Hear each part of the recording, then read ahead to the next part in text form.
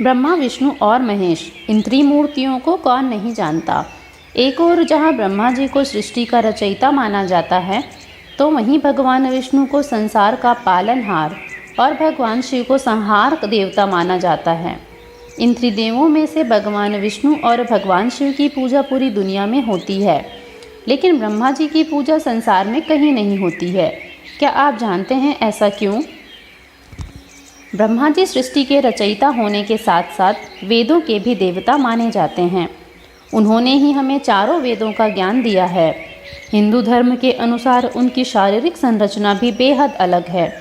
4 चेहरे और 4 हाथ तथा चारों हाथों में एक एक वेद लिए ब्रह्मा जी अपने भक्तों का उद्धार करते हैं, लेकिन इस देव की पूजा कोई भी नहीं करता।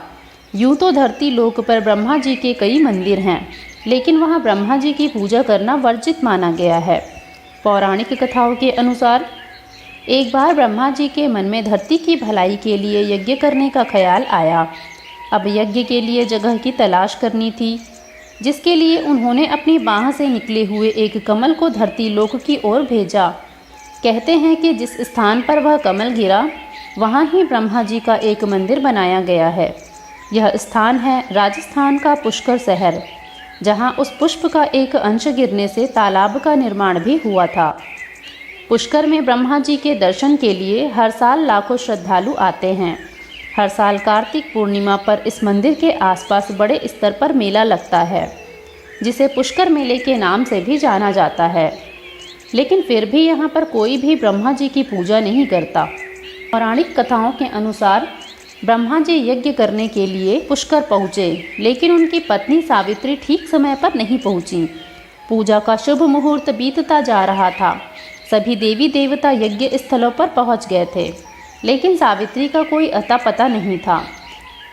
कहते हैं कि जब शुभ मुहूर्त निकलने लगा, तब कोई उपाय न देखकर ब्रह्मा जी ने नंदिनी गाय के मुख से गायत्री को प्रकट किया और उनसे विवाह कर अपना यज्ञ पूरा किया। कहते हैं कि जब सावित्री यज्ञ स्थल पर पहुंची, तो वहां ब्रह्मा जी के बगल में किसी और स्त्री को बैठे देख वो क्रोधित हो गईं। गुस्से में उन्होंने ब्रह्मा जी को शाप दे दिया और कहा कि जाओ, इस पृथ्वीलोक में तुम्हारी कहीं भी पूजा नहीं होगी। हालांकि बाद में जब उनका गुस्सा शांत हुआ, तो देवताओं ने उनसे शाप को वापस लेने की विनती की। तो उन्होंने कहा कि धरती पर सिर्फ पुष्कर में ही ब्रह्मा जी की पूजा होगी। इसके अलावा जो कोई भी आपका दूसरा मंदिर बनाएगा, उसका विनाश हो जाएगा।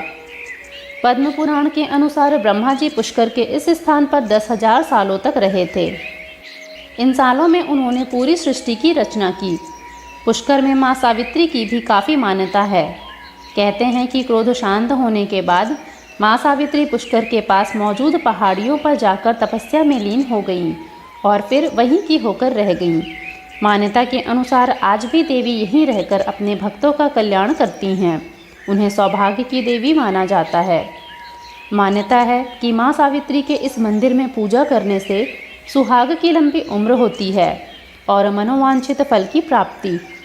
यहाँ भक्तों में सबसे ज़्यादा महिलाएं ही आती हैं और प्रसाद के तौर पर मेहंदी, चूड़ी और बिंदी माँ को चढ़ाया जाता है।